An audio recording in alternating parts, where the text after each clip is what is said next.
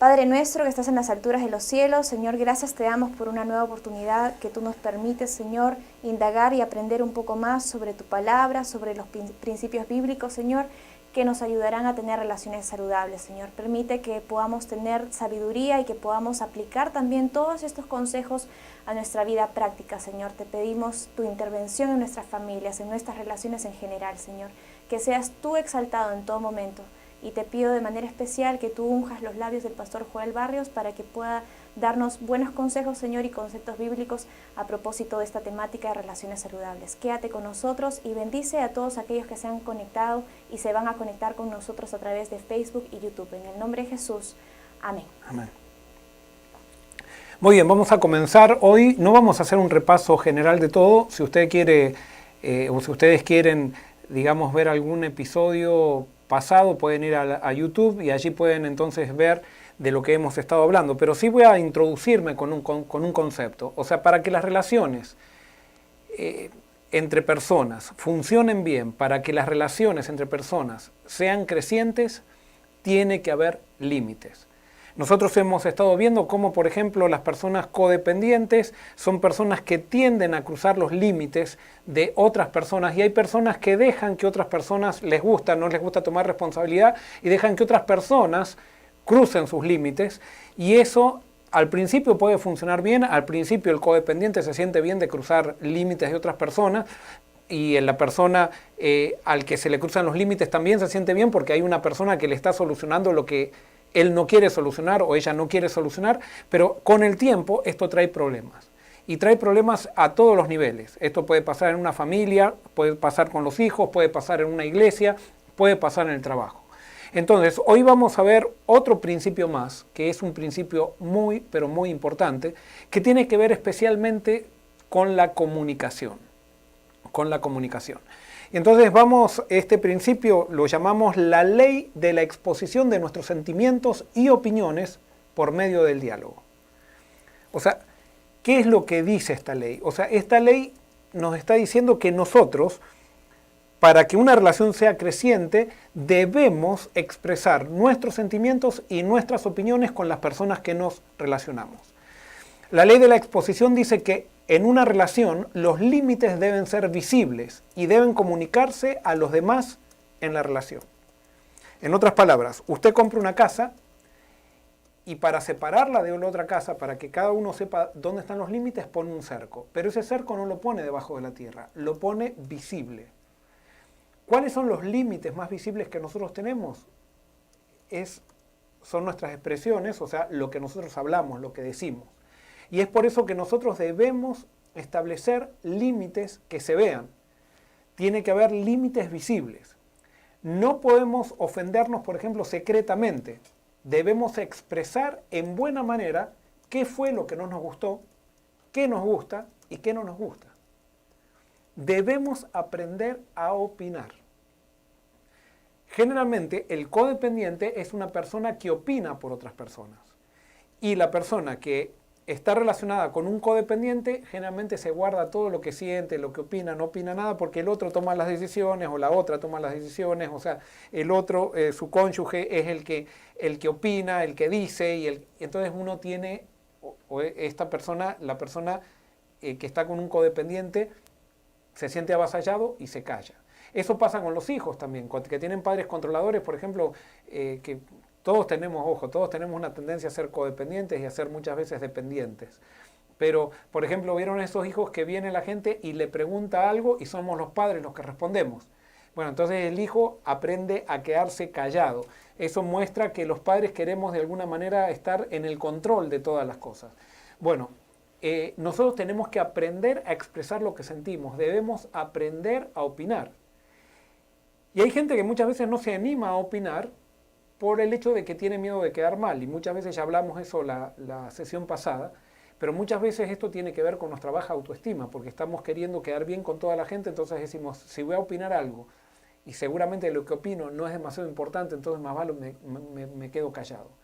Bueno, aunque nos equivoquemos, es necesario que aprendamos a opinar, porque eso va a empezar a marcar nuestros límites, los límites que tenemos como personas. Y cuando hay límites, nosotros comenzamos a saber quiénes somos. Fíjense, vamos a usar un ejemplo. Esta, ya lo dije antes esto, pero esta botellita de agua, nosotros sabemos que es una botella por la forma que tiene, o sea, por los límites. Si esto no tuviera forma, no supiéramos que es una botella. ¿Qué es lo que determina la forma? Son los límites. Igualmente, nosotros no sabemos lo que nosotros somos si es que no marcamos nuestros límites con nuestras opiniones o expresando lo que nosotros sentimos. Y por eso esto es muy importante que lo tengamos en cuenta. Entonces, pero para entender esta ley de exposición de opiniones y sentimientos, primero debemos también saber cuáles son nuestros derechos. Antes de saber expresar nuestras opiniones, debemos entonces saber cuáles son nuestros derechos. Y entonces, anota bien porque tú tienes que tener claro que estos son tus derechos. Tú tienes derecho a cometer errores y equivocarte. ¿Okay? Ese es un derecho que tenemos todos los seres humanos, a cometer errores y equivocarnos. ¿Por qué? Porque muchas veces nosotros estamos al lado de personas perfeccionistas que no toleran errores y nosotros entonces cuando cometemos un error nos sentimos culpables. No, nosotros podemos equivocarnos porque somos humanos. Y entonces ese es un derecho que nosotros tenemos. Yo me acuerdo que tenía un profesor que en la universidad que una vez nos reunió a todos los estudiantes y él nos dijo, si ustedes van a ser profesores, lo que tienen que enseñar a sus alumnos es enseñarles a equivocarse. Y al principio esto me pareció un poquito raro lo que decía, pero después me di cuenta que tenía razón y fue un gran consejo que me dio. O sea, nosotros cuando somos perfeccionistas, le enseñamos a la gente que nos rodea, a la gente que trabaja con nosotros, a nuestros hijos, a no equivocarse.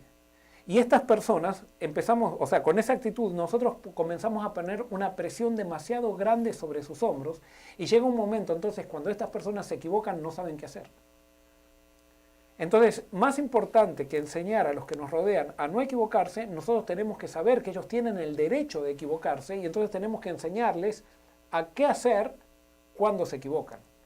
Porque somos seres humanos y todos nos vamos a equivocar. Y por eso nosotros tenemos el derecho a cometer errores y a equivocarnos. Nosotros también tenemos derecho a estar en un proceso de crecimiento. Esto yo lo veo muchas veces en las iglesias. Por ejemplo, hay juntas de iglesia que se empiezan a meter en los departamentos de las iglesias y quieren decirle a los directores cómo tienen que hacer las cosas. No, o sea, sí, está bien, quizás lo que hizo el director en esa cosa con su comisión no fue lo más lindo que todos pensábamos que tenía que ser, pero están en un proceso de crecimiento y ellos hicieron lo mejor que podían, listo, no podemos exigir más. Hicieron lo mejor que podían. Ahora, si vemos que estuvieron haciendo las cosas a medias, ahí le podemos dar un consejo. Pero si hicieron lo mejor que podían, y cuando hicieron lo mejor que podían, a nosotros nos pareció que no salió tan bien, quédate callado, no digas nada. Porque esas personas tienen derecho a estar en un proceso de crecimiento. ¿Vieron en esos lugares que solamente pueden estar siempre en los puestos aquellos que tienen experiencia? Eso nosotros muchas veces hacemos con los hijos también. No les dejamos a los hijos, por ejemplo, limpiar la casa porque decimos, si la limpian ellos la van a limpiar mal. Entonces después tienen 18 años y no saben limpiar nada en la casa y nos estamos quejando que son unos vagos cuando nosotros, con nuestros perfeccionismos, no estábamos dispuestos a tolerar sus errores. Entonces, toda persona tiene derecho a estar en un proceso de crecimiento. Tercero, tenemos derecho a tener nuestros propios sentimientos. Tú tienes derecho a tener tus propios sentimientos. Nadie te puede poner en duda lo que sientes. ¿Por qué? Porque a veces, por ejemplo, viene un hijo y nos dice, papá, porque yo siento que vos no me querés o que tú no me quieres. Y nosotros decimos, ¿cómo sientes eso? Si yo te quiero. No, es lo que siente. Es lo que siente. Él tiene derecho a sentir eso. Y si lo siente, por algo debe ser.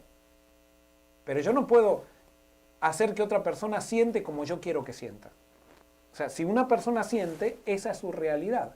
Y yo tengo que entender esa realidad. Vamos a hablar de eso un poquito después. Pero tú tienes derecho a sentirte como te sientes. Y nadie te puede obligar. Eso no quiere decir que alguien puede influenciar para que te sientas mejor. Pero nadie te puede controlar para que cambies tus sentimientos. Tenemos también derecho a protestar por un trato injusto. O sea, todos tenemos derecho a protestar. Si hay algo que no nos gustó, podemos protestar. Y eso es un derecho. Por supuesto, hay personas que cuando uno protesta se enojan y por eso vemos en los países autoritarios. Por ejemplo, Estados Unidos es considerado uno de los países donde mejor se vive, a pesar de que muchos tienen un problema con Estados Unidos y todo eso, pero vienen acá y se convencen que se vive muy bien. Y eso no es que se vive muy bien gracias a que hay abundancia material, sino que se vive muy bien gracias al respeto, que se está perdiendo cada vez más, pero gracias a que uno puede expresar lo que siente, uno puede protestar, uno puede decir que no está de acuerdo con ciertas cosas y por eso no va a venir a alguien de la policía secreta a matarlo. Aunque sabemos que aquí también pasan estas cosas, no pasan en una escala grande como en países autoritarios, pero en todos los lugares se cuecen habas, dice, ¿no? También, aquí también donde hay seres humanos hay cosas injustas. Pero dentro de todo, este es el país donde más se respetan los derechos de las personas. Y por eso se vive tan bien. Y por eso se vive mejor. Por eso todos tenemos derecho entonces a protestar. Y esto es algo importante que ya lo dijimos, todos tenemos derecho a decir que no. Ese es el principal límite que tenemos. Y recuerden una ley que estudiamos, si tú quieres que alguien te diga un sí verdadero, esa persona tiene que tener la libertad de decir no. Y si una persona no tiene la libertad de decir no, cuando te diga sí, no te va a estar dando un sí con el corazón, sino que te va a estar dando un sí con su boca, pero no va a estar totalmente entregado a lo que va a estar haciendo. Y por eso todos tenemos derecho a decir que no. Todos tenemos derecho a cuando decimos que no, a no dar explicaciones por qué decimos que no. A veces nosotros queremos dar explicaciones, ¿vieron? Cuando dicen, te invitamos a que vengas a casa el domingo que viene. Y nosotros decimos, mira, no voy a poder por esto, por lo otro, que el otro. No, listo, no puedo ir, punto. No tengo que justificar, no tengo que decir por qué, nada. Si yo no quiero, no lo digo. O sea, y eso tiene que ser respetado. Todos tenemos derecho a no responsabilizarnos de los problemas de otro. O sea, los problemas de otros son problemas de otros, no son mis problemas. Yo puedo ayudar en un problema, pero no me puedo hacer responsable. Entonces, estas son cosas, límites que tenemos que entender para poder saber cuándo nos podemos expresar, cuándo y qué es sano, cuándo es sano expresarse y cuándo no es sano. Ahora, estas cosas tienen que ver con nuestra manera de expresarnos. Nosotros tenemos que expresar lo que sentimos cuando no estamos de acuerdo con algo, cuando sí estamos de acuerdo con algo, pero siempre en buenas maneras. Pero alguien puede decir, pero ¿qué pasa si yo soy una persona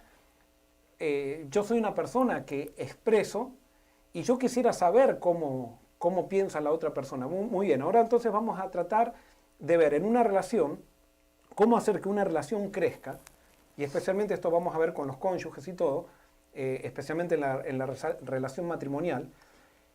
¿Cómo ayudar a otro? Porque nosotros estamos en un círculo de influencia. O sea, tenemos que trabajar en nuestro círculo de influencia. Acuérdense que hay dos círculos. Está el círculo de responsabilidad, el círculo de preocupación y el círculo de influencia. El círculo de preocupación es cuando yo me preocupo de las cosas que no tengo ningún control. Pero el círculo de influencia es en aquello que yo puedo tener control. Entonces, ¿qué pasa si, por ejemplo, tu comunicación con tu cónyuge no funciona? Y es algo importantísimo, la comunicación es algo muy importante. Muy bien, tú no puedes obligarle a tu cónyuge que se comunique bien contigo, pero tú, en tu círculo de influencia, que es aquello que tú puedes controlar, tú puedes aprender a ser un buen comunicador. Tú puedes aprender a ser un buen comunicador. Y de eso vamos a tratar hoy, cómo nosotros podemos ser un buen comunicador.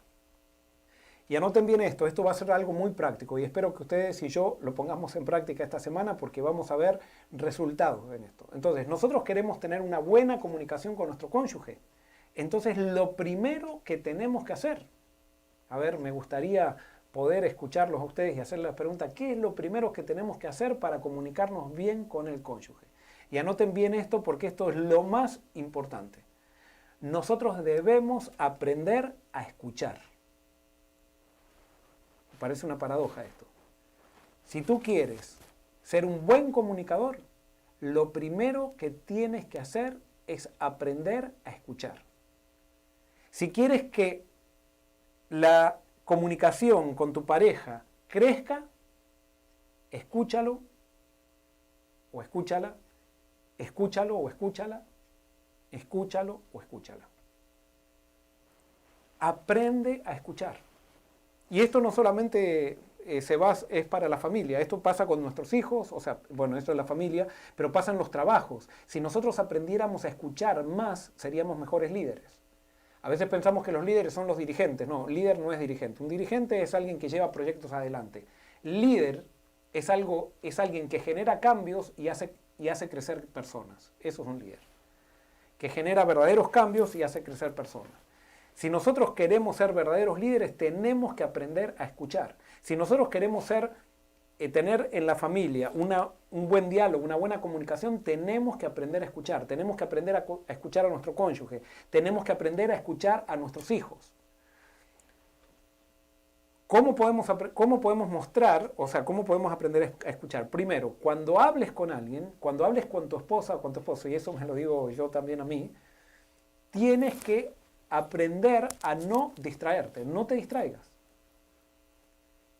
Esto va a tener un impacto tremendo en la autoestima de tu pareja si tú comienzas a escucharlo detenidamente.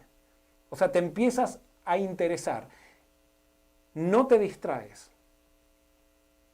O sea, simplemente te interesas. Pones toda tu voluntad en interesarte en lo que la persona que está alrededor tuyo te diga. No hay nada más que afecte rápido a la autoestima que el interés de una persona por escuchar a otra. No por predicarle, porque todos queremos predicarle a todas las personas, queremos decirle lo que tienen que hacer, sino escuchar. ¿Por qué? Porque escuchar es símbolo de entender. Pero escuchar sin distraernos, porque a veces nosotros, por ejemplo, escuchamos, yo lo hago muchas veces, me están hablando mis hijos, me está hablando mi esposa y yo estoy en el teléfono mandando un mensaje o estoy leyendo un libro y digo sí, y entonces empiezo a hacer un diálogo y sigo mirando al libro. No, eso está mal. Tenemos que aprender a interesarnos en las personas, en lo que nos dicen. Tenemos que hacer un alto para nuestros hijos. ¿Cómo me hubiera gustado saber esto desde mucho antes? Pero, por ejemplo, cuando mis hijitos, yo estaba en el escritorio y estaba haciendo el doctorado, y estaba allí escribiendo, y muchas veces mis hijitos venían a mostrarme algo, y cuando estaba en toda esa ansiedad, yo enseguida le decía, papá está ocupado, a ver, ¿qué querés rápido? Cuando yo tenía esa actitud, a ver, ¿qué querés rápido? Y le digo así a mis hijos, con eso les estoy dando un mensaje, o les estaba dando un mensaje que para mí ellos no son demasiado importantes. Cuando yo no escucho a una persona con detenimiento, le estoy dando el mensaje de que no son demasiado importantes. Y esto el problema lo tenemos las personas que estamos muy ocupadas, y especialmente personas que somos públicas, tendemos a enfocarnos a ser personas muy buenas que parecen atrás de las cámaras, pero después cuando estamos en el día a día estamos tan preocupados por cumplir con la gente que nos sigue, con la gente que atendemos, con la gente que nos llama por teléfono, que muchas veces los que están más cerca nuestros no tienen nuestra atención indivisa. No hay nada que muestre el valor de una persona que alguien haga un alto para ellos. Y eso era lo que tenía Jesús. Jesús hacía un alto para las personas que nadie hacía un alto. Todo el mundo quería hacer un alto para el rico, todo el mundo quería hacer un alto para el importante, para el romano, pero Jesús hacía un alto para el ciego. Jesús hacía un alto para el leproso. Y nosotros tenemos que hacer un alto para las personas que se relacionan con nosotros significativamente. O sea, si queremos que sean significativas las relaciones. Para los de nuestra casa tenemos que hacer un alto.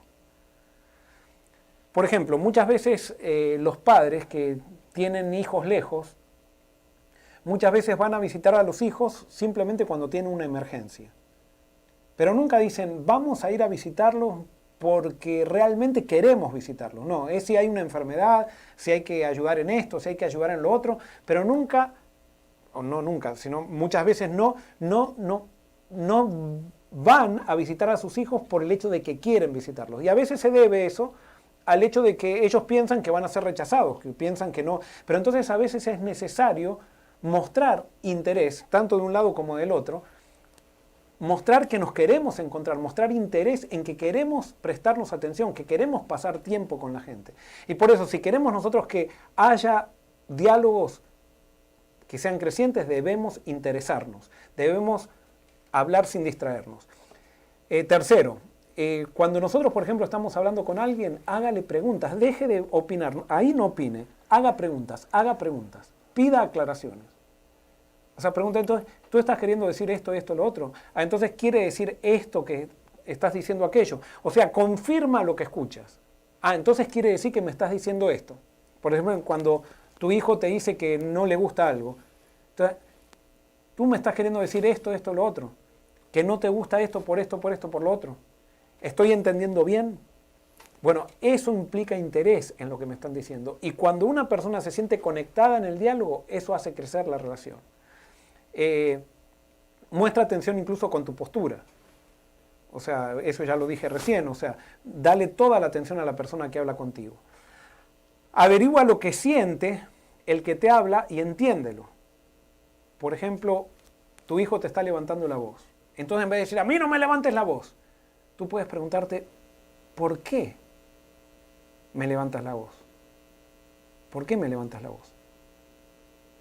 O te preguntas a ti mismo, ¿por qué él me estará levantando la voz? ¿Qué será lo que está haciendo que él esté en este momento exasperado conmigo? ¿Qué le induce a expresarse de esa manera? ¿Por qué no me mira cuando me habla? ¿Por qué no me mira cuando me habla? Y entonces ahí nosotros empezamos, ya no es hablar y comunicarse simplemente lo que está pasando, sino que ahora tú estudias a la persona que está dialogando contigo. Y eso va a tener un impacto en esa relación que tú sientes que se está cayendo. Empieza a poner esto en práctica y vas a ver que esto va a tener un impacto en tu relación. La comunicación es importantísima en una relación. Y entonces algo que es importantísimo también es cuídate de replicar y de pisar a la persona. O sea, ¿vieron estas personas que está hablando la otra y ya están, tú te das cuenta que no te están escuchando? Tú le estás hablando, pero ya están pensando en lo que te van a contestar, pero ni te están escuchando. O sea, porque están queriendo simplemente imponerte una manera de pensar. Eso a mí me pasa mucho. O sea, me pasa, yo lo hago. Yo piso muchas veces a mi esposa cuando me está hablando, yo no termino y ya le estoy contestando. No, hay que frenar eso. Jesús no lo hacía. Jesús escuchaba. Jesús hacía preguntas. Jesús, cuando los discípulos se equivocaban, les preguntaba ¿por qué? ¿Por qué dudaste? Decía Jesús. Cuando Dios se encontró con Adán y Eva, ¿quién te enseñó que estabas desnudo? ¿Has comido del árbol que yo te mandé que no comieses?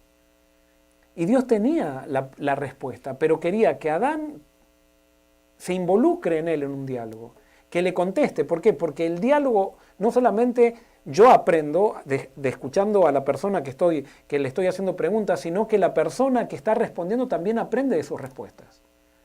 Y por eso es importante que nosotros aprendamos a escuchar. Fíjense lo que dice Proverbios 18:3. Dice, al que responde palabra antes de oír, le es fatuidad y oprobio.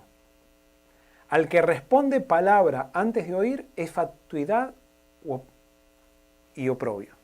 A veces a mí me pasa en las juntas, por ejemplo, cuando estoy discutiendo algo importante en la junta, muchas veces yo siento que tengo una respuesta y me ha pasado a veces que he pisado a las personas que estaban opinando y yo rápido les contesto, rápido con una ráfaga de argumentos les contesto y dejo de escuchar a las personas. Muy mal, muy mal. Entonces esas personas no se sienten importantes, no se sienten que su opinión vale, simplemente están ahí para decir sí a lo que el presidente de la junta está diciendo. No, eso está muy mal. Yo ya tuve que pedirle perdón a una persona que le hice eso. Trato de no hacerlo, pero muchas veces se me va la liebre. Entonces tenemos que aprender a escuchar. Y por eso, si hay algo que tenemos que hacer es escuchar, escuchar, escuchar.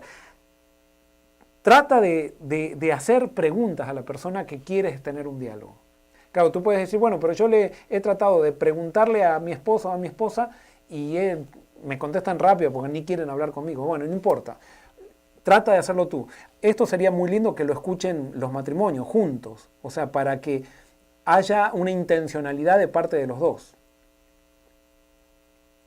O sea, intencionalidad de estudiarse, intencionalidad de conocerse. Y esto es muy importante. Laura Zurek hizo un estudio en el año 2002 y descubrió que las mujeres, esto especialmente para las mujeres, vieron que hay mujeres que siempre están cansadas, que siempre están fatigadas, especialmente cuando llega la noche y todo eso. Las mujeres que tienen, muchas mujeres que estaban así con estas fatigas crónicas, eran porque tenían falta de comunicación con sus parejas o con en su matrimonio. Y entonces, en este estudio, esta Laura Zurek, vio que mientras si un esposo le da atención y comunicación a su esposa, la fatiga de su esposa se reduce. Yo sé que muchos esposos se quejan muchas veces porque en el momento de querer tener intimidad, la esposa dice que está cansada. Bueno, hable entonces. Interésese. Y entonces al interesarse, posiblemente lo otro venga. No lo haga interésese en ella, no interésese en lo que ella le puede dar, sino interésese en ella. Interésese también la mujer en él, en sus cosas del trabajo. A veces hay esposas que dicen, él nunca me habla, él nunca me cuenta nada. Es que muy pocas veces una esposa, a veces esa esposa que nunca el marido le habla, también puede ser que nunca muestran interés o que no muestran interés por las cosas que está viviendo su esposo. O sea, simplemente son preguntas muchas veces de rutina que no muestran interés, sino simplemente, ¿qué hiciste hoy? ¿Qué hiciste hoy? Bueno, entonces uno dice esto, pero no ve interés. Entonces, tenemos que interesarnos los unos por los otros, tenemos que interesarnos en las iglesias, tenemos que interesarnos con las personas, tenemos que interesarnos con nuestros hijos. Muy bien, cuando hables, entonces vamos a ver, cuando hables, evita, yo eso lo hago muchas veces y ahora lo han visto que lo he hecho también, evita los siempre y los nunca. ¿Por qué? Porque los siempre y los nunca son muy categóricos. Entonces cuando tú dices, siempre pasa esto, siempre tú haces esto, nunca va a pasar aquello, nosotros ya con eso somos categóricos y con eso le quitamos a las personas las ganas de crecer. Cuando hay un tema controvertido, esto lo vemos mucho en las cartas de Pablo, hay un tema controvertido, señálale cosas positivas a la persona que le vas a hablar un tema controvertido.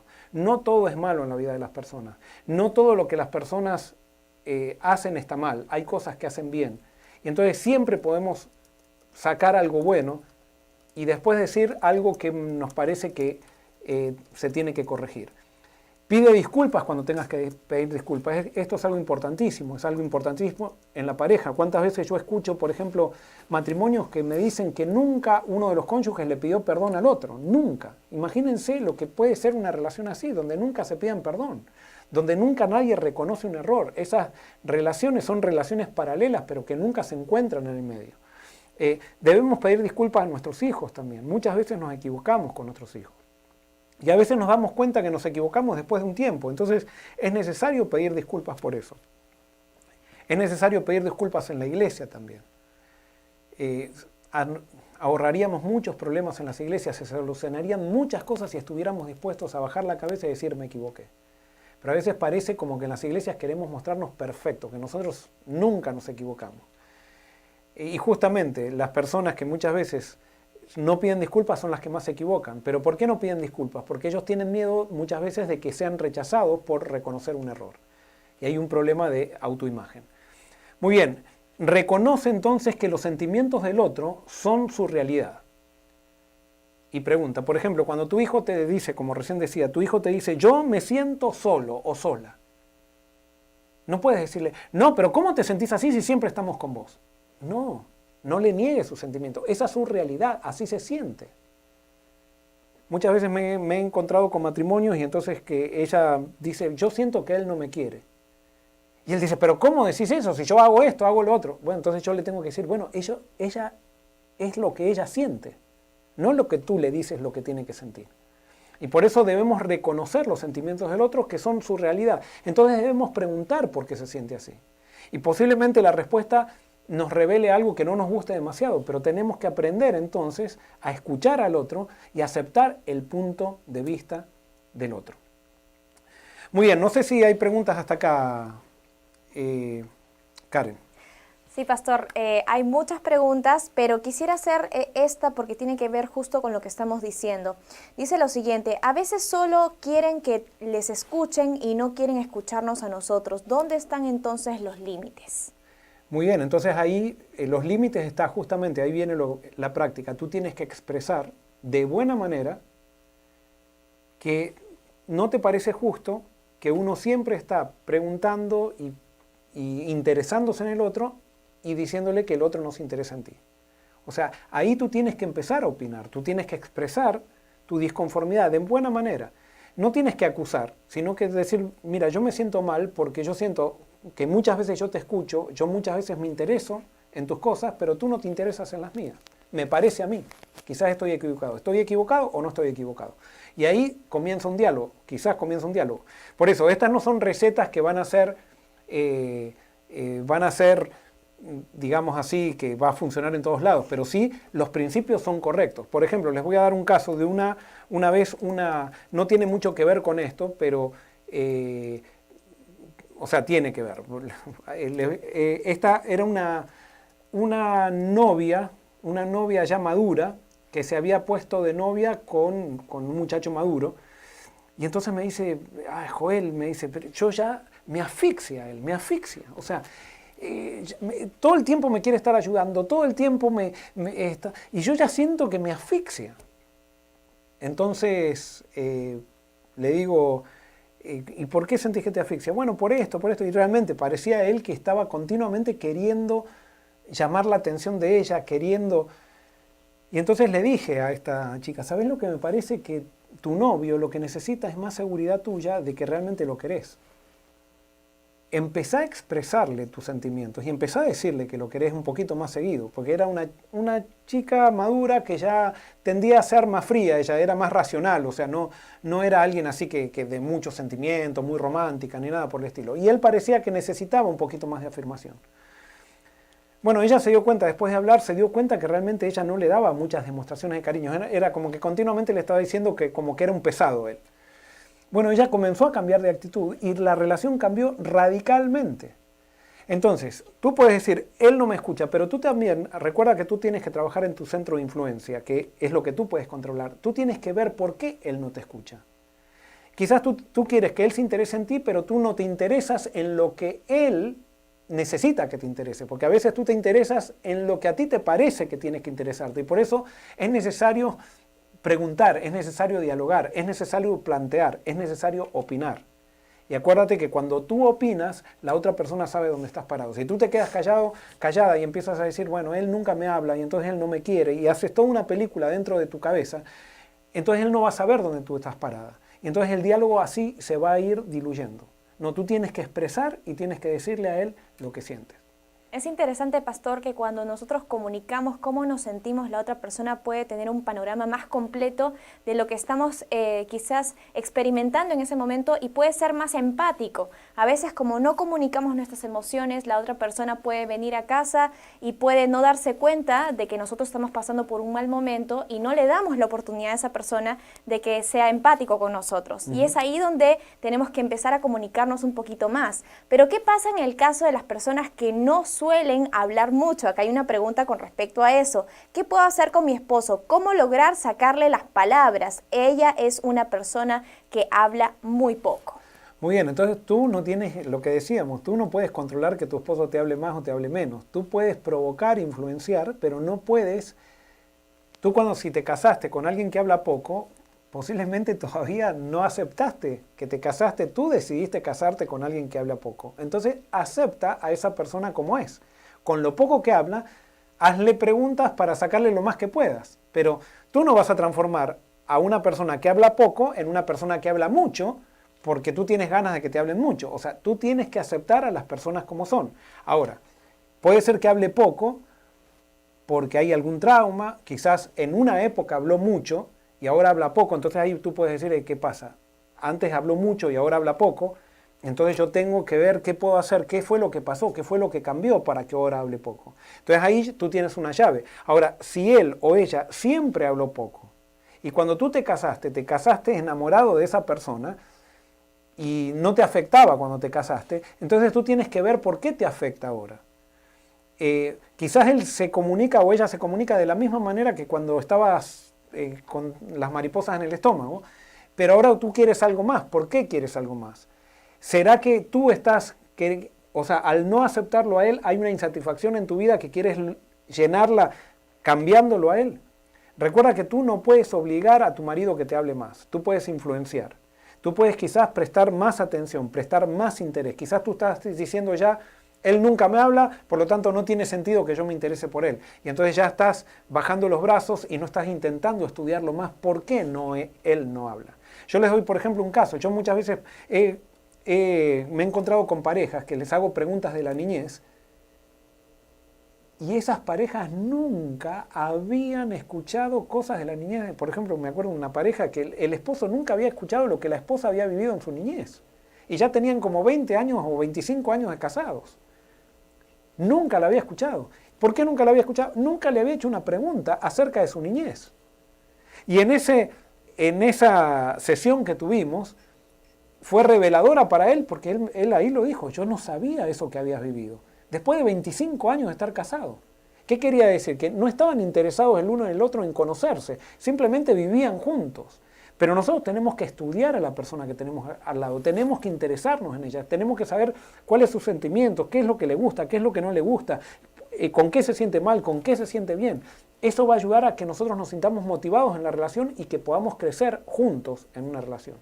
Así es, pastor, y hay un elemento también muy importante, que a veces no dejamos que la otra persona hable porque nosotros de pronto somos el centro de atención o estamos hablando demasiado, y quizás también puede ser que tu pareja por eso esté hablando poco. Ahora es interesante que aquí en las redes sociales muchos comentan cómo hacer para tener una buena comunicación en la era de las redes sociales, de la tecnología, y uno de los elementos importantes en la comunicación es el contacto visual. Si nosotros estamos comunicándonos pero estamos revisando el celular o la computadora o el iPad, no se genera un buen ambiente y una buena atmósfera para comunicarnos. ¿Cómo lidiar con estos problemas, pastor? Sí, en este momento estamos viviendo la amenaza más grande que ha tenido el mundo para la comunicación, que es estar demasiado comunicados a través de las redes, pero poco comunicados interpersonalmente. Y eso es una gran amenaza. Yo no tengo una receta, yo la estoy viviendo en mi casa y estamos intentando ver cómo lo solucionamos, pero sí, va a haber que dejar momentos de vacaciones electrónicos, de vacaciones de computadoras, de vacaciones de celulares. Yo, gracias a Dios, puedo, si me propongo, si en la casa decimos no usemos celulares por 3 días, yo soy feliz. Pero eso soy yo, que ya soy una persona madura. Pero hay personas que han crecido con celulares, hay personas que ya viven con eso y no saben vivir sin eso. Es algo, les da seguridad tener el celular en la mano. Y tenemos que ayudar a identificar. Por ejemplo, yo me he dado cuenta, por ejemplo, que voy a un ascensor. Yo tiendo a ser una persona introvertida, tímida. Entonces, cuando voy a un ascensor, automáticamente saco el teléfono para mirar, para no tener que mirar a las personas que están alrededor mío. Es impresionante. Es algo ya, un acto reflejo que tengo. O cuando, por ejemplo, voy a un lugar público y me doy cuenta que me empiezo a sentir un poquito amenazado, enseguida saco el celular para mirarlo. Yo tengo que darme cuenta de eso para ser intencional en no hacer eso, para generar seguridades que sean más profundas que simplemente tener un celular. Pero sí, es un desafío en el cual estamos trabajando. Yo no tengo una respuesta para eso todavía. Se me ocurre decir que tenemos que tener vacaciones de electrónicos, tenemos que aprender a saber cómo limitarlos y llegar a acuerdos en la familia para que los electrónicos no maten la comunicación entre nosotros. Pastor, ¿ha visto en algunos trabajos, a veces para ciertas reuniones importantes, que piden que se recolecten todos los celulares y se coloquen en una canastita? Eso también se hace en muchos colegios, en muchos institutos, cuando requiere, digamos, la actividad de mucha atención. Así que podría ser quizás una alternativa para ustedes, una solución momentánea, que, por ejemplo, en el almuerzo o en la cena, tengamos una canastita ahí y todos los miembros de la familia coloquen sus celulares de forma, claro, adrede, ¿no? Uno libremente lo coloque ahí y de pronto va a generarse esta atmósfera bonita para poder conversar también. ¿Qué le parece? Lo importante de eso, y me parece una muy buena estrategia, pero lo importante de eso es cómo vamos a comunicarle a nuestros hijos esa estrategia. Por ejemplo, un hijo adolescente que está entre los 13 y los 21 años, que vamos a hacer esa estrategia. Si nosotros se la comunicamos como una imposición, va a ser difícil que la logremos. Vamos a tener que lograr entre todos votar esa estrategia para que sea una decisión de todos. De lo contrario, vamos a generar nuevamente quizás por tener mejor comunicación estamos sacando los celulares, pero con la manera en que estamos sacando los celulares, matamos también la comunicación. La forma, y eso vamos a ver ahora, la forma en cual expresamos las cosas es importantísima para la comunicación. Pastor, tenemos muchas preguntas, pero vamos a avanzar con el tema para que usted pueda desarrollarlo y más adelante vamos a seguir resolviendo todos los comentarios. Muy bien, y con eso entonces, con esa pregunta nos introducimos a lo que quería decir en esta parte. La importancia de comunicarse en una forma amable es vital en la comunicación. O sea, yo tengo que aprender a hablar bien. Yo tengo que aprender a hablar transmitiendo a la otra persona que la otra persona vale, que la otra persona es importante para mí, que la otra persona es respetada. El gran problema es que muchas veces cuando nosotros hablamos, no transmitimos con nuestro tono de voz, no transmitimos valor a la persona, sino que rebajamos a la persona. No solamente con nuestro tono de voz, con nuestra mirada, no solamente con nuestra mirada, sino con nuestras palabras. Hay personas, por ejemplo, que pueden hablar cosas muy dulces, pero ya con la mirada arruinan todo lo que hablan. Pero hay personas que no solamente con la mirada, sino que no les basta la mirada, sino que también la posición, no les basta la posición, sino que también le añaden palabras duras para comunicarse. Entonces ahora vamos a hablar de cómo comunicarse en forma amable. Y yo voy a hacer más en esto un estudio de la Biblia, porque esto nos tiene que ayudar a entender cómo es Dios. Vamos a Números 6, 22 al 27. Fíjense en lo que le dice Dios a Moisés. Números 6, 22 al 27. Dice así: Jehová habló a Moisés diciendo: habla a Aarón y a sus hijos y diles: así bendeciréis a los hijos de Israel diciéndoles: Jehová te bendiga y te guarde. Jehová haga resplandecer su rostro sobre ti y tenga de ti misericordia. Jehová alce sobre ti su rostro y ponga en ti paz. Y pondrán mi nombre sobre los hijos de Israel y yo los bendeciré. Acá se está repitiendo, Dios quería que los líderes de Israel bendigan a los hijos de Israel. La palabra que se repite ahí es bendecir. ¿Qué significa bendecir? Si nosotros vamos al origen etimológico de la palabra, quiere decir bien de alguien. Dios bendice. La Biblia nos da a entender que Dios siempre bendice. Nunca maldice. Los que maldecimos somos nosotros, pero Dios bendice. Y esto es importantísimo que nosotros entendamos que nosotros tenemos que bendecir, tenemos que bendecir a la gente que está a nuestro alrededor. Si nosotros no vamos a bendecir, sino que vamos a maldecir, ¿qué significa? Maldecir significa hablar mal, no hablemos. Si no vas a bendecir, no hables. ¿Quieres tener una buena comunicación? Haz lo que Dios hace con nosotros. Dios nos bendice, no nos maldice. Y esto es algo muy, pero muy importante. Fíjate lo que dice Proverbios 12, 18. Hay hombres cuyas palabras son como golpes de espada, mas la lengua de los sabios es medicina. Hay hombres cuyas palabras, o mujeres, cuyas palabras son como golpes de espada, mas la lengua de los sabios es medicina. Pregunto, ¿tu lengua es de sabios? ¿O tu lengua es medicina? ¿O tu lengua es una espada? Cuando te enojas, ¿puede ser tu lengua todavía medicina?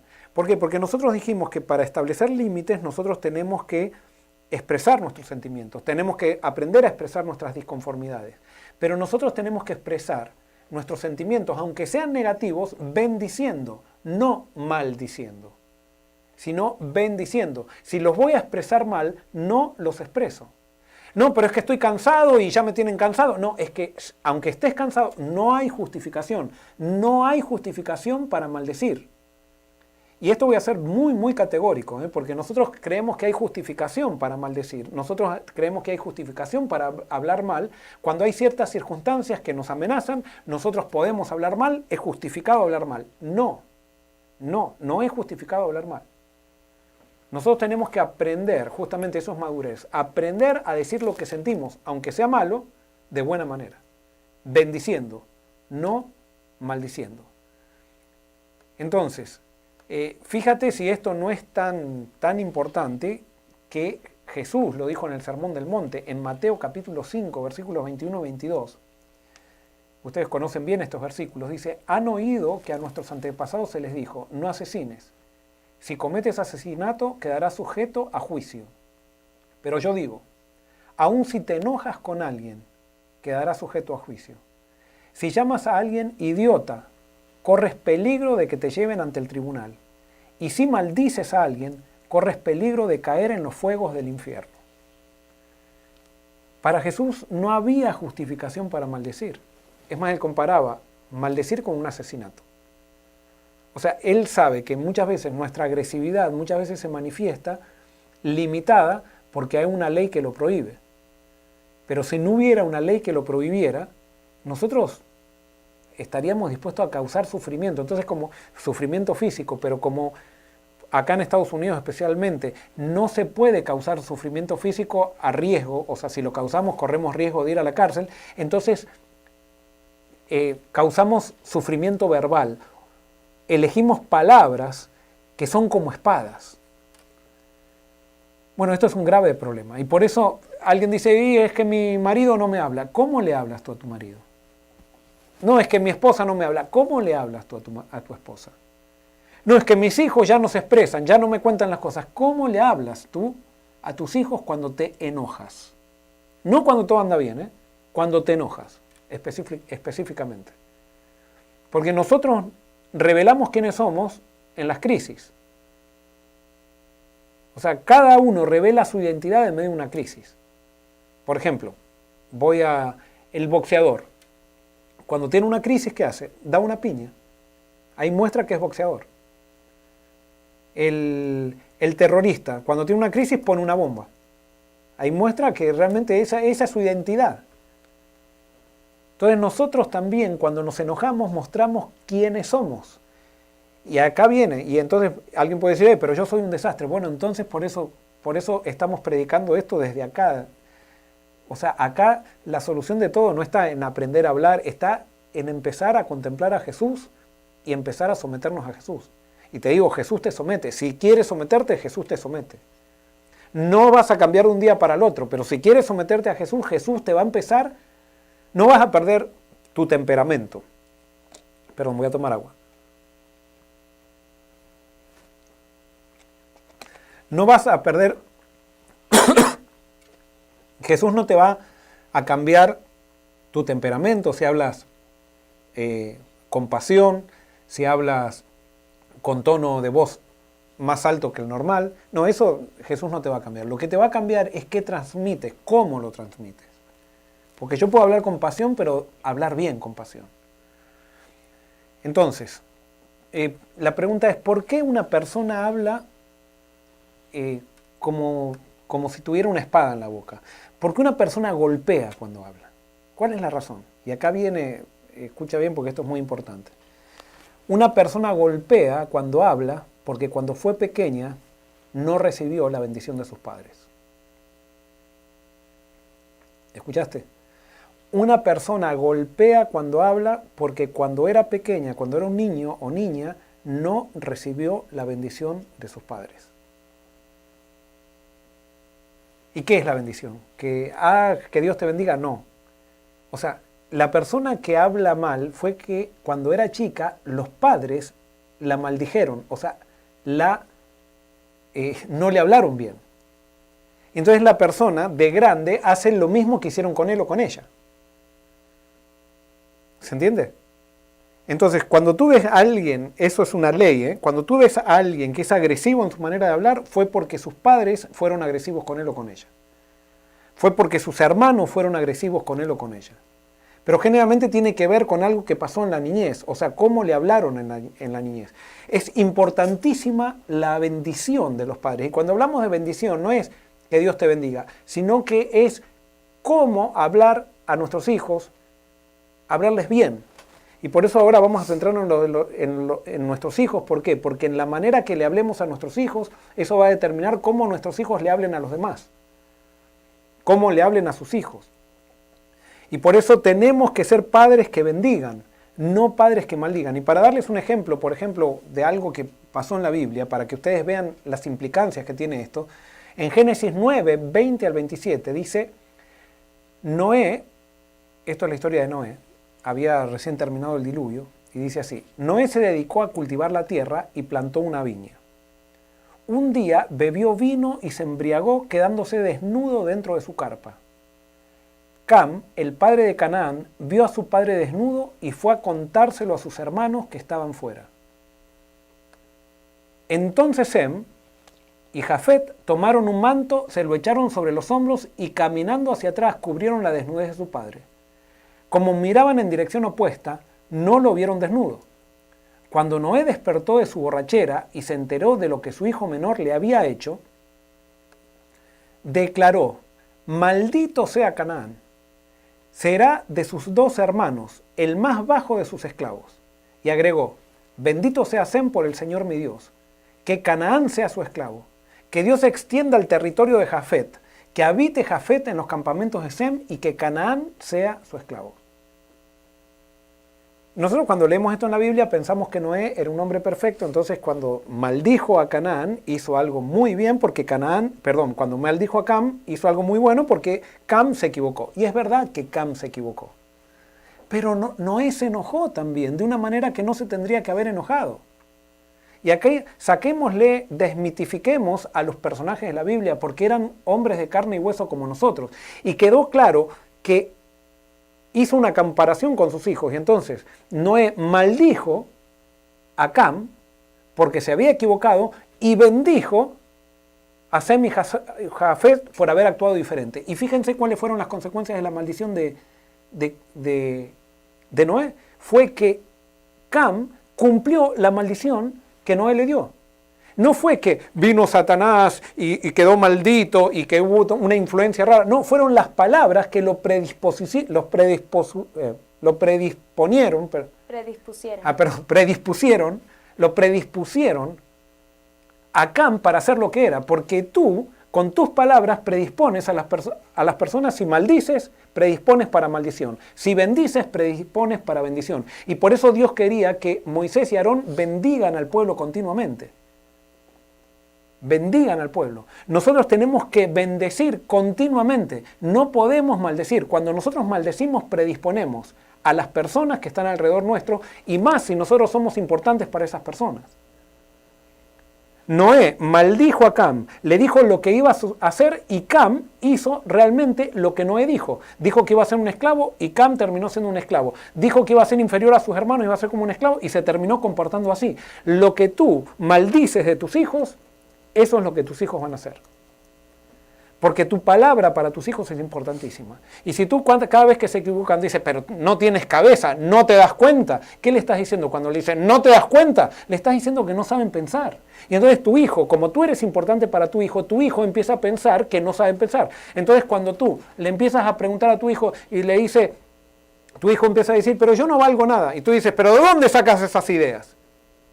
Y la saca de tu tono de voz, de mi tono de voz. La saca de cómo nosotros nos comunicamos con ellos. ¿Se entiende? Entonces es necesario que entendamos la importancia de bendecir y las implicancias que tiene maldecir. Cuando nosotros estamos maldiciendo, provocamos una profecía. No porque es una profecía, como les digo, no es como así que le hacen mal de ojos a alguien, entonces quedó con un espíritu alrededor. No, la persona que recibe una maldición de alguien que le es una persona importante, esa persona la predisponemos para eso. Y es por eso también, por ejemplo, nosotros como líderes de iglesia no podemos estar maldiciendo a las personas. Nosotros como iglesia muchas veces cuando una persona se equivoca actuamos como Noé y lo maldecimos. Y lo maldecimos.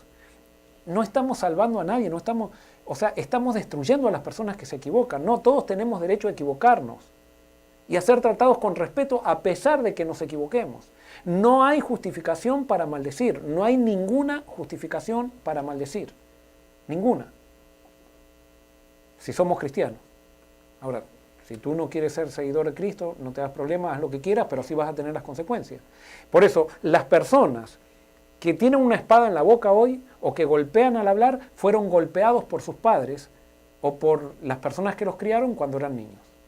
Y por eso ahora golpean. Entonces, ¿quieres, por ejemplo, que tus hijos no hablen mal? Comienza a hablarles bien, entonces. Porque a veces nos escandalizamos de cómo nuestros hijos hablan y nosotros le hablamos también con un tono de voz y decimos, ¿de dónde sacaron esto? Y somos nosotros los que provocamos con nuestra maldición, provocamos eso en nuestros hijos. Quiero leer una cita que está en el libro El deseado de toda la gente, que me parece importantísima. Dice: padres, al educar a vuestros hijos, estudien las lecciones que Dios ha dado en la naturaleza. Si quieren cultivar un clavel, o una rosa, o un lirio, ¿cómo lo hacen ustedes? Pregúntenle al jardinero cómo lo hace. ¿Por medio de qué proceso logra que prosperen gloriosamente toda rama y hoja y se desarrolle con simetría y hermosura?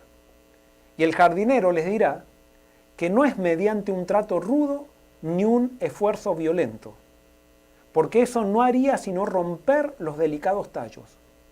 Es por medio de pequeñas atenciones repetidas con frecuencia.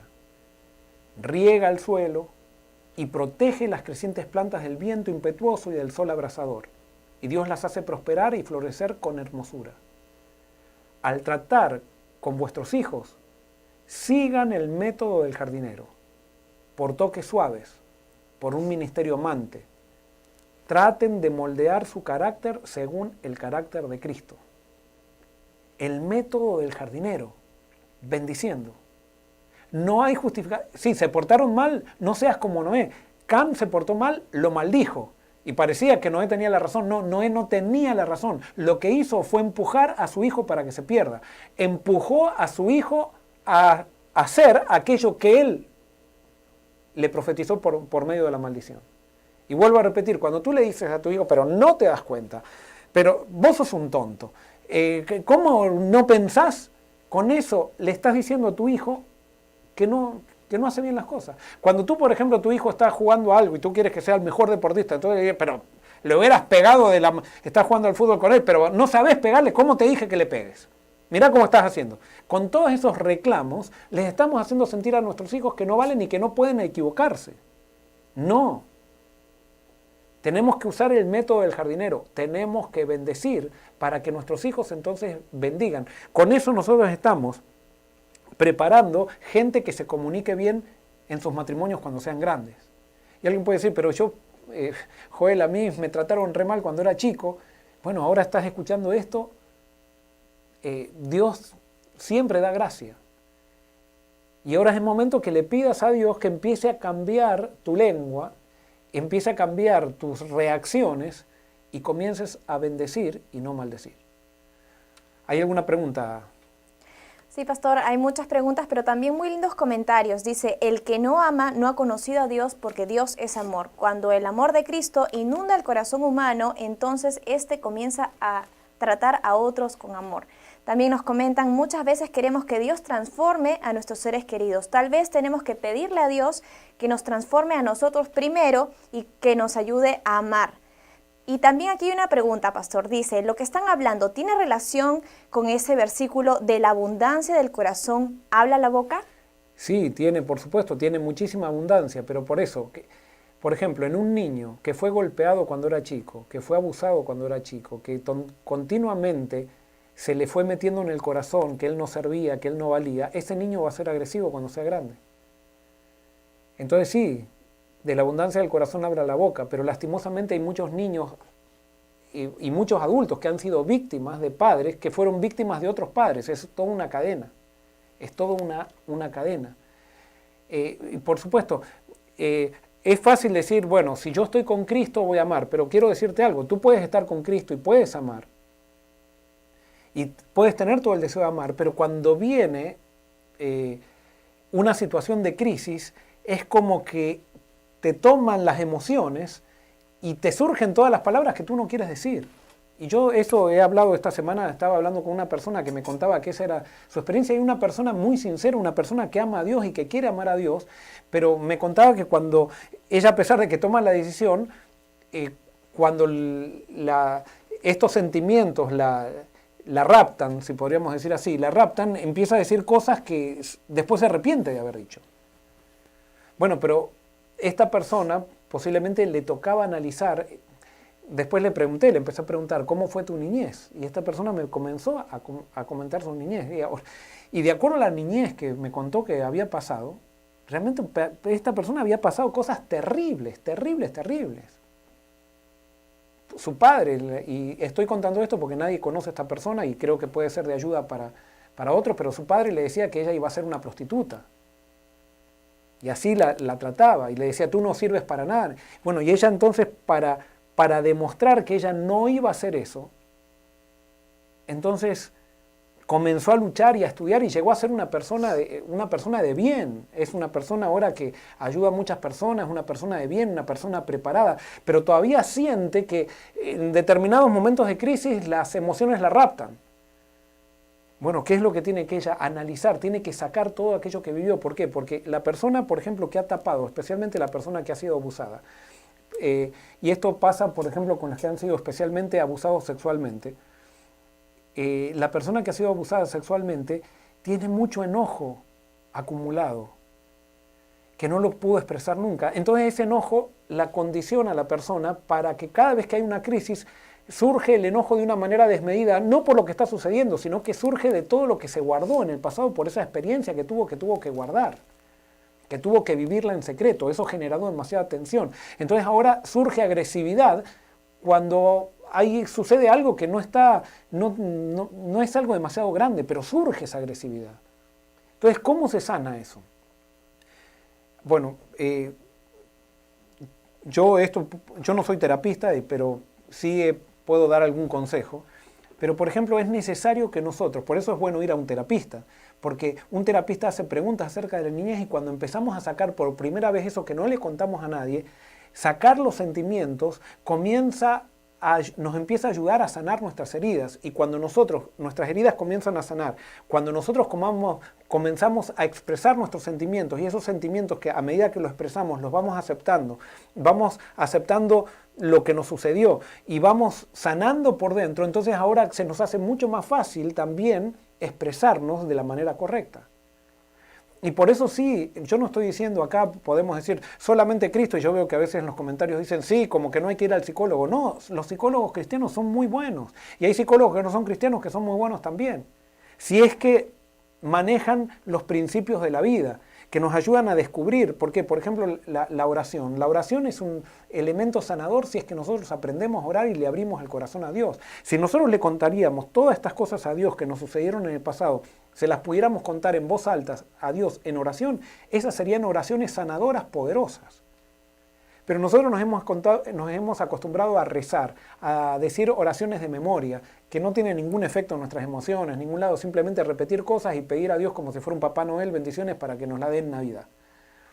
No, las oraciones tenemos que abrir el corazón, tenemos que expresarle a Dios lo que sentimos, tenemos que expresarle a Dios lo que sufrimos. Eso nos sana, nos sana. Me gustaría realmente, yo sé que hay mucha gente que duda de esto, pero yo sé que si lo pones en práctica, comienzas a hablar a Dios. Yo muchas veces le aconsejo a la gente, empieza a escribir un libro de tu vida.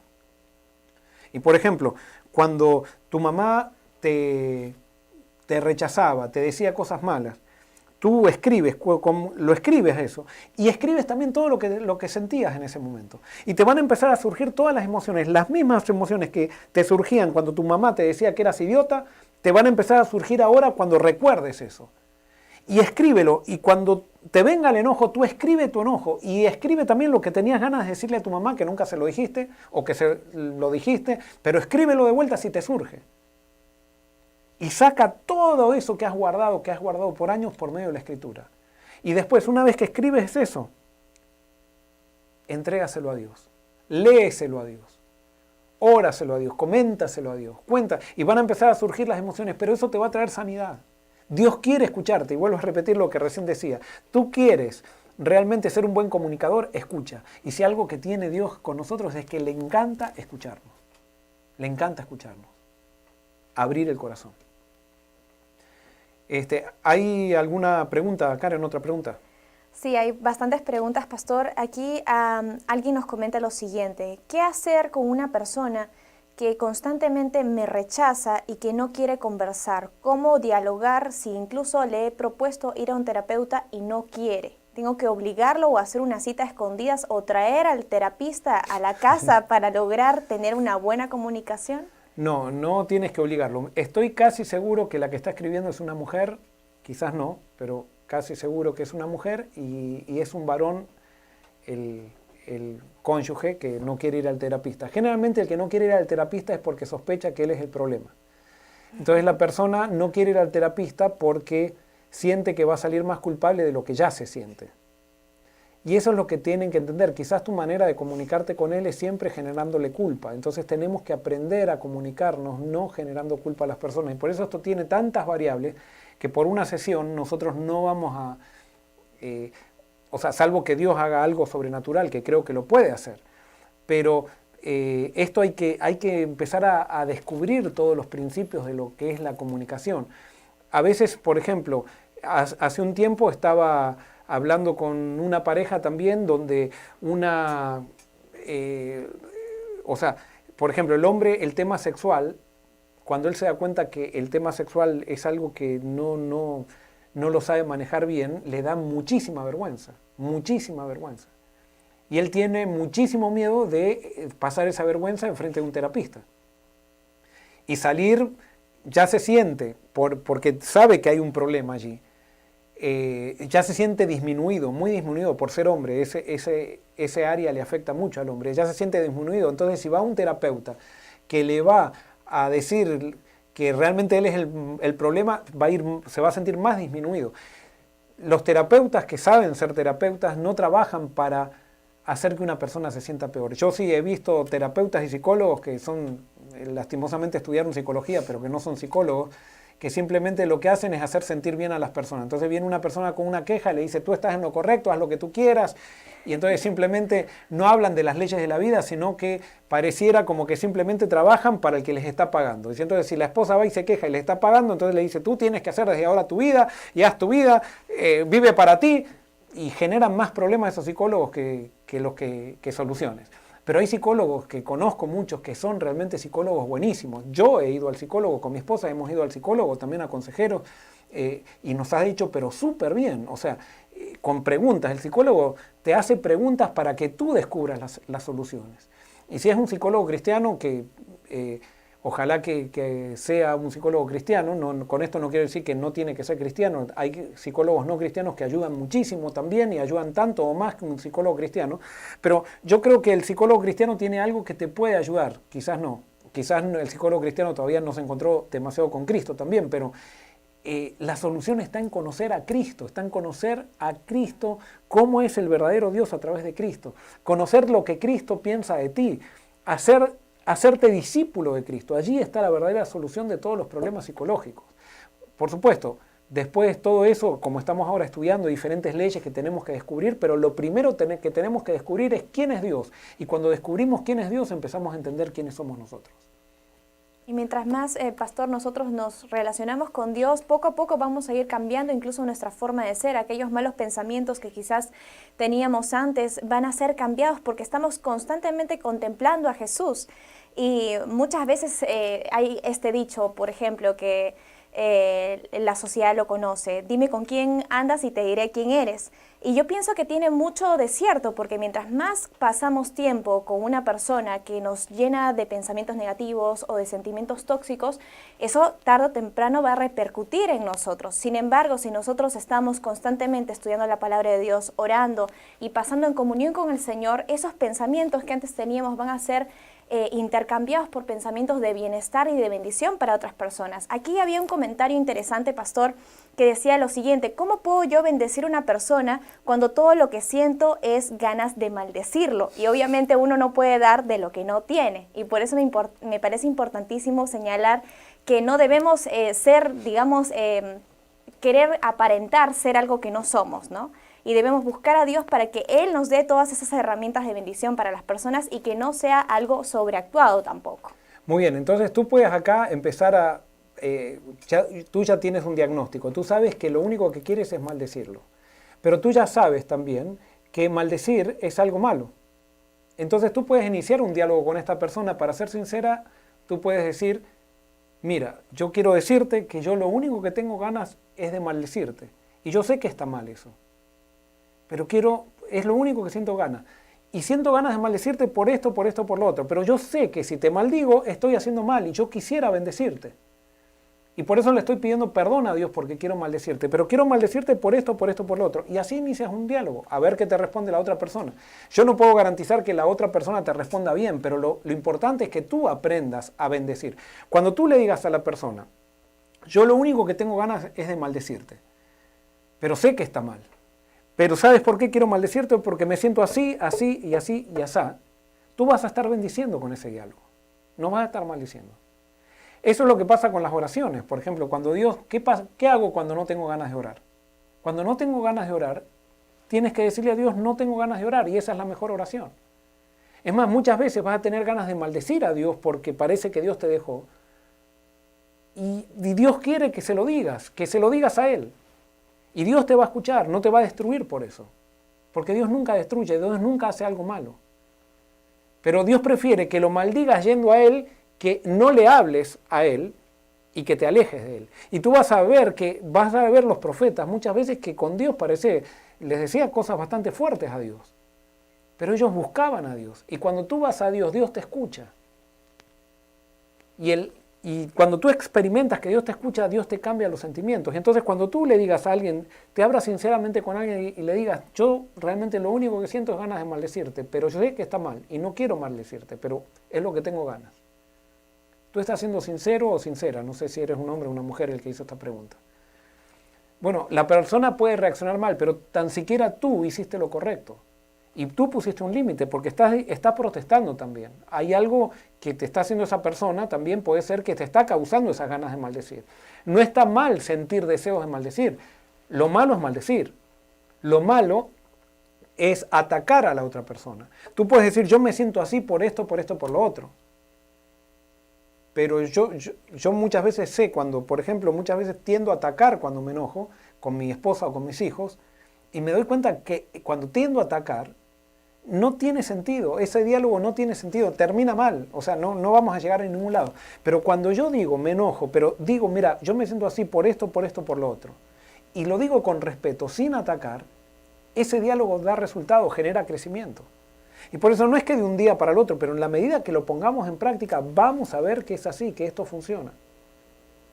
Y Dios quiere que aprendamos a bendecir, no a maldecir. ¿Alguna otra pregunta?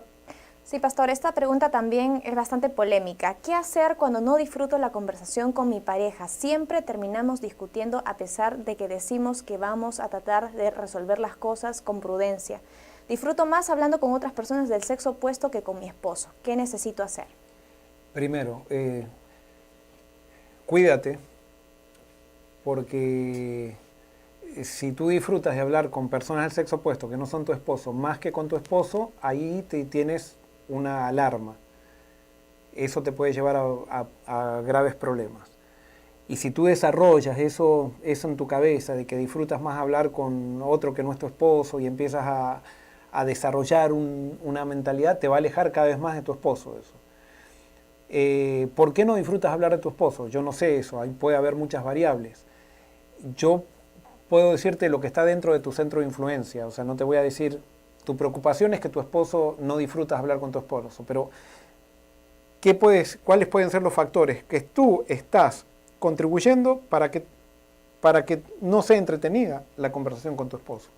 Dice que siempre terminan discutiendo y es por eso que ella no suele disfrutar las conversaciones con su Bueno, pareja. posiblemente tu esposo quizás no te respete y puede ser que está bien que tomes distancia si él no te respeta.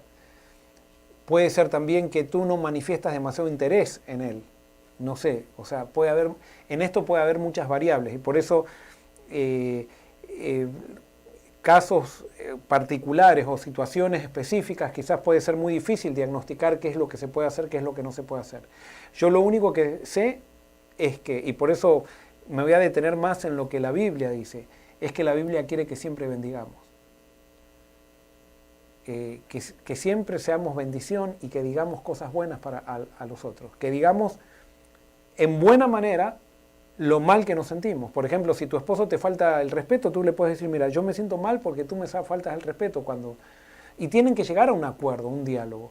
Pónganlo en oración, pongan una semana en oración, a ver si no, el hecho de, pídanle a Dios que puedan tener un diálogo que construyan.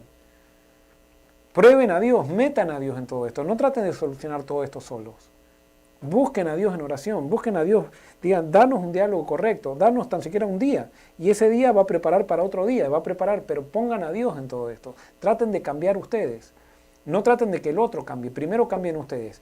Y si cuando ustedes cambian, el otro no cambia, entonces ustedes ahí pueden decidir. Pero posiblemente nosotros estamos esperando que el otro cambie cuando todavía nosotros no hemos cambiado tampoco. Estamos esperando que el otro cambie lo que a mí me parece que tiene que cambiar, pero yo todavía no cambio lo que tengo que cambiar yo. ¿Te acuerdas una de las leyes que dijimos? Si tú quieres influenciar en tu pareja, primero tienes que cambiar tú. No hay mayor manera de influenciar en la pareja que creciendo uno mismo. Y posiblemente, si tú quieres que tu esposo dialogue mejor contigo, sigue creciendo tú. Sigue creciendo tú. Hasta ahí puedo llegar. ¿Alguna otra pregunta? Sí, aquí dice sobre el tema de los límites. Pastor Joel, tengo dudas de mi pareja porque él pone contraseña a todo lo que usa en su celular y en su computadora. Él duerme en un cuarto aparte, se encierra por muchas horas y no sé hasta dónde esto es normal. El tema de la privacidad. Todo esto me hace sentir mal. Yo tengo una hija de 7 años con él y después de 4 años de relación hemos regresado y vamos a casarnos el próximo año, pero ahora no sé qué hacer. ¿Qué me puede decir acerca del tema de los límites y la privacidad? No, lo que no es normal, te voy a decir, lo que no es normal no es que ponga códigos en su celular, lo que no es normal es que no duerman juntos, eso no es normal.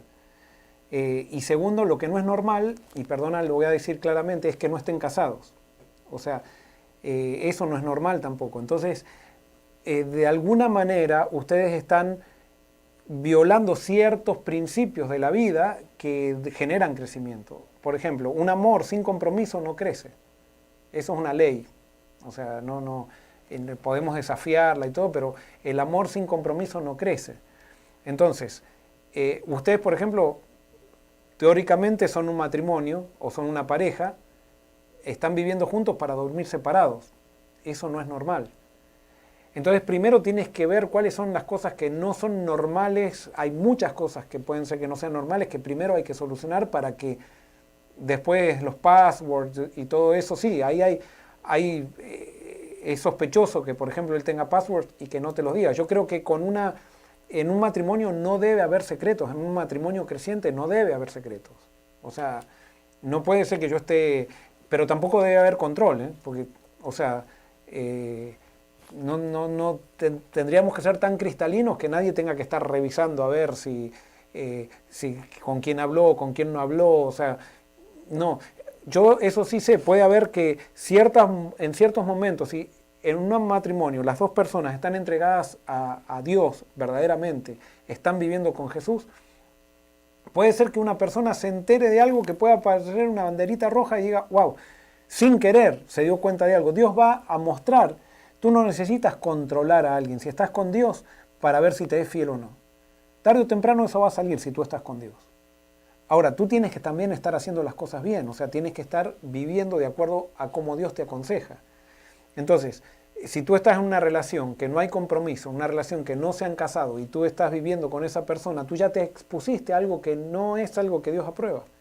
Y ojo, y esto no es que Dios no aprueba y es pecado, así que ahora vas a tener una maldición. No, es que son las leyes de la vida. O sea, yo no puedo ir en contra de las leyes de la vida. Cuando yo voy en contra de las leyes de la vida, eso tiene una consecuencia. Entonces tú ya aceptaste vivir con tu marido sin que él se comprometa contigo, de amarte para siempre. Entonces, ¿qué va a pasar? Él también no va a querer darte los passwords de su teléfono ni nada, porque están en una relación que no hay total compromiso. Y tú aceptaste vivir con él sin que él quiera casarse contigo. Entonces ahí hay un problema, que ya va en contra de lo natural para que las cosas crezcan. Entonces, no se trata de solucionar esas cosas chiquitas como el acceso a la computadora. Hay que solucionar lo grande. Y si él no quiere casarse, no tienes por qué estar viviendo con alguien que no quiere casarse contigo. No tienes por qué. Pero tú dices, bueno, pero tengo una hijita chiquita de los dos. Bueno, ahí hay algo diferente ya. Analízalo también eso, pero pídele a Dios que Dios pueda actuar en él, que pueda actuar en ti, para hacer las cosas bien. Yo me imagino que él debe querer ser feliz también en un matrimonio. Para eso tienen que ponerse en armonía con las leyes del universo que Dios creó, que si estamos en armonía con ellas, hay crecimiento. Y si no, eso trae ciertos efectos. Ojalá que él pueda ver también este programa, o sea, para que puedan crecer. Pero sí, yo creo que en un matrimonio no debe haber secretos, pero tampoco debe haber control. Tenemos otra pregunta, pastor. ¿Cómo debo reaccionar si mi esposa me es indiferente? No me corresponde en ningún aspecto como pareja. Ella vive en su mundo y a mí me toca vivir en el mío porque sus actitudes son frías y hostiles. ¿Qué puedo hacer? Claro, lo que pasa con estas situaciones es que ustedes han dejado de crecer hace mucho tiempo. No es que tu esposa sea indiferente, sino que ha entrado en un estado de indiferencia. Y ese estado de indiferencia se debe a ciertos factores que ustedes no han descubierto y que es necesario que descubran. Es necesario que vayan a un consejero matrimonial, es necesario que vayan a un terapista, es necesario que hablen. ¿Por qué está indiferente? Si cuando tú le presentas que ella es indiferente, ella quizás nunca le has dado la oportunidad para que ella se exprese contigo qué es lo que siente. Y que tú no te sientas amenazado también cuando ella se exprese.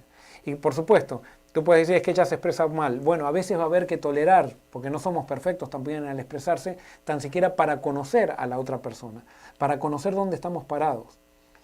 Yo creo que todo matrimonio que está en una situación difícil, todo matrimonio tiene solución. Eso lo creo. Ahora, si ya un matrimonio se quebró, bueno, se quebró.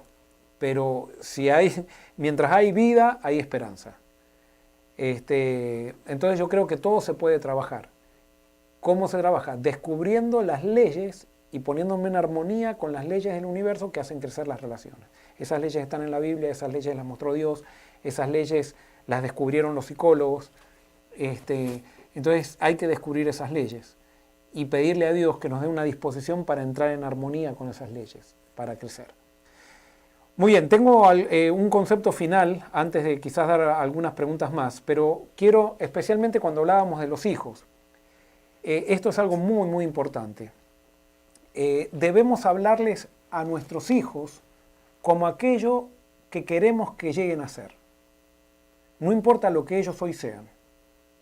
Hablemosle por lo que queremos o por lo que llegarán a ser. O sea, nosotros no debemos hablarle a nuestros hijos por los errores que hoy cometen, así como Noé hizo con Cam. O sea, nosotros no podemos hablarle a nuestros hijos por lo que son, sino por lo que ellos van a ser. O sea, por ejemplo, si tu hijo miente, tú no le vas a hablar como si fuera un mentiroso. Tú le vas a hablar como si fuera una persona veraz. Le vas a decir, a mí no me gusta que mientas. Pero yo sé que tú eres veraz, que tú no mientes. Yo sé que tú no mientes, que no eres una persona que miente. Y es verdad, porque es el pecado que lo hace mentir. Entonces tú tienes que tratar a las personas como lo que pueden llegar a ser y no por lo que son. Eso tiene especialmente los padres que tratan a los hijos por lo que son. Por ejemplo, tú no le puedes decir a tu hijo, tú eres un vago. Tú eres trabajador. En este momento estás haciendo algo que te afecta y estás quizás comportándote como un vago, pero tú no eres un vago. Y trátalo como si fuera trabajador. O sea, ¿qué quiere decir eso?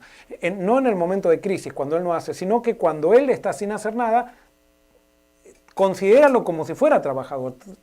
Trátalo como si fuera trabajador. No lo trates como un vago. No des por sentado que tus prejuicios acerca de lo que ves en él te hagan tratarlo como lo que ves. No, trátalo como lo que él va a hacer. Eso es impresionante. Lo que estoy diciendo es algo importantísimo porque tiene una repercusión impresionante en lo que tu hijo va a hacer en el futuro.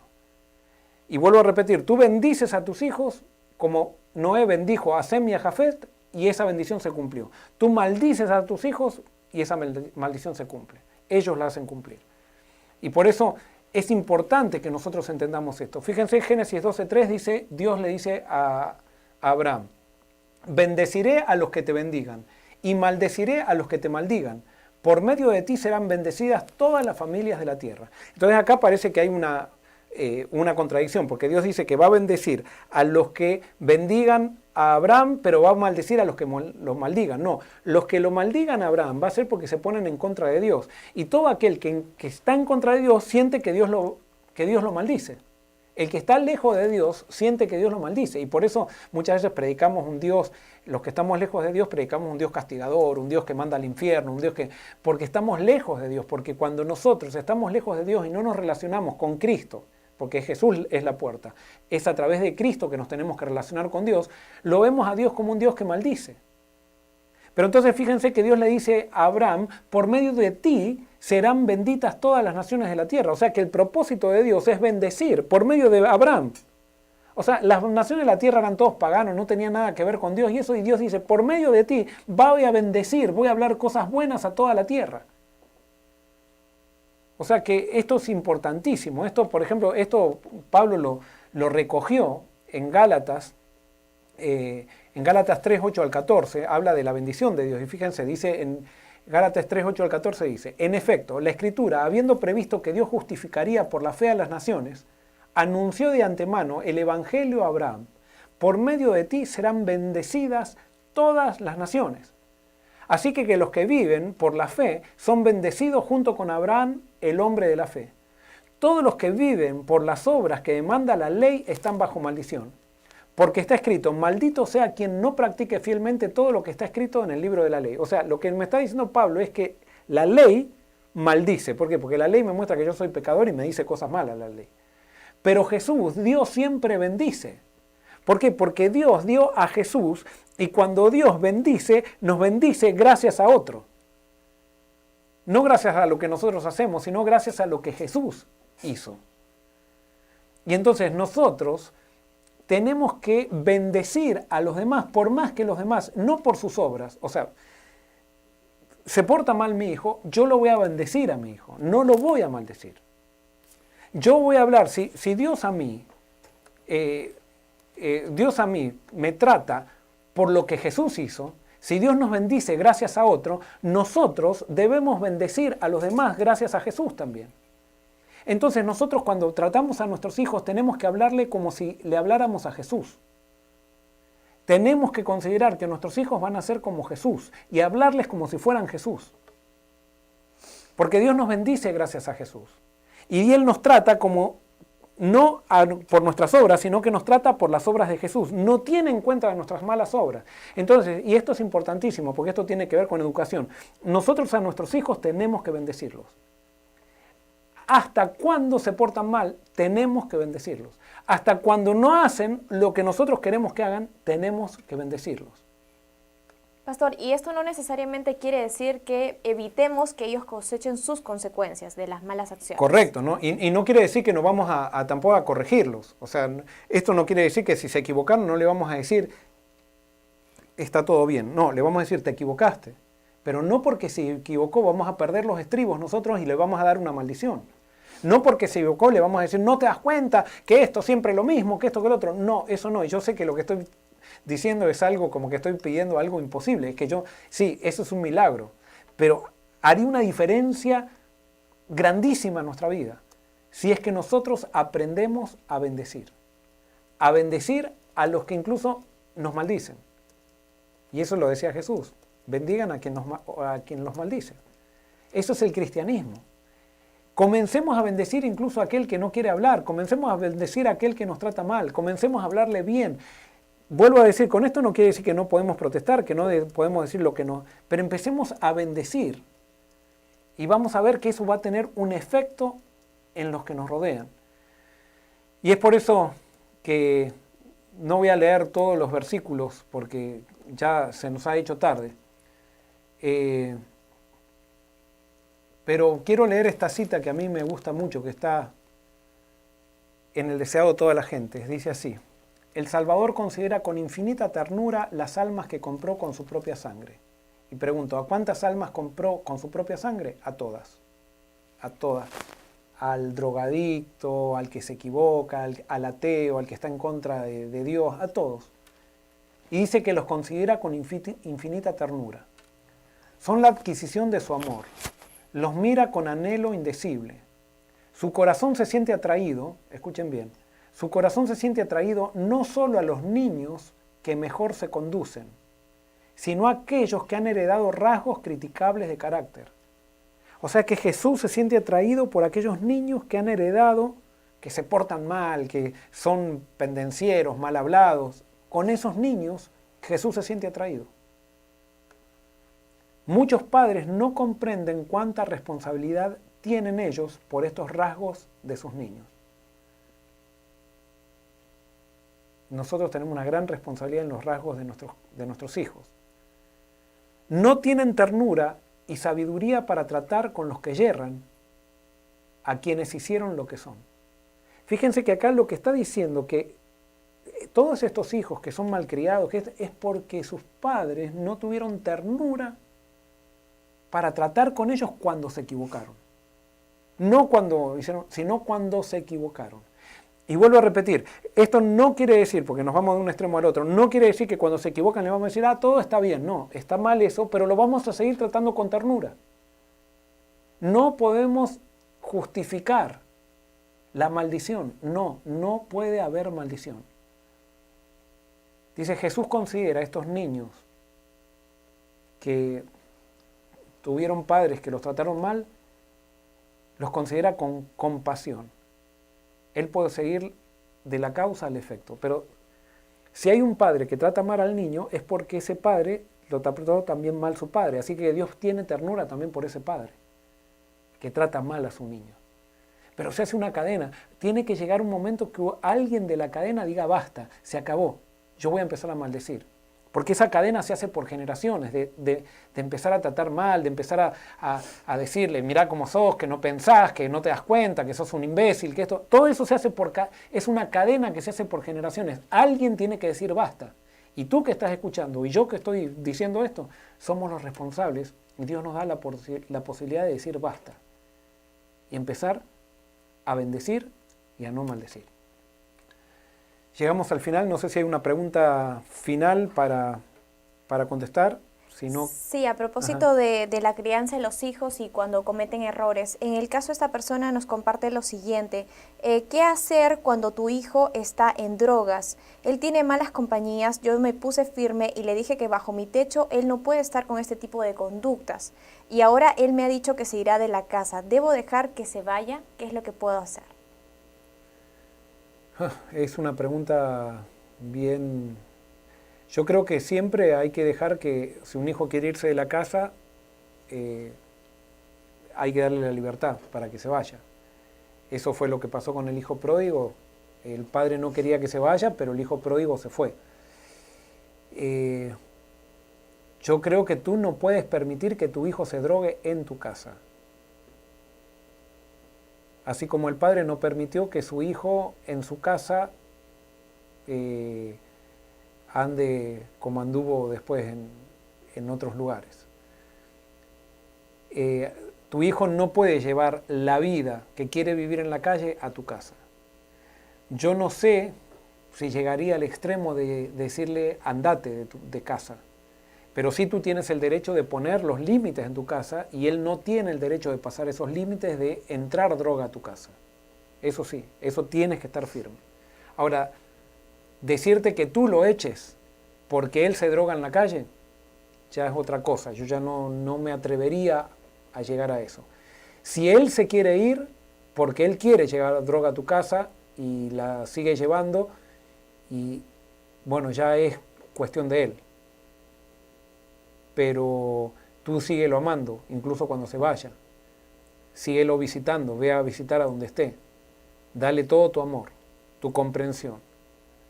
Pero sí, yo creo que tú tienes que estar firme en aquello que en tu casa se tiene que vivir. Él no puede violar los límites de tu casa. Pero tienen que ser límites razonables también, que respeten a él. Porque él puede decir, bueno, yo... Por ejemplo, tú dices, si tú sigues con este amigo, te vas de la casa. No, él puede tener el amigo, no sé qué edad tendrá, pero si ya es un chico mayor de 15 años, o sea, tú no le puedes controlar los amigos.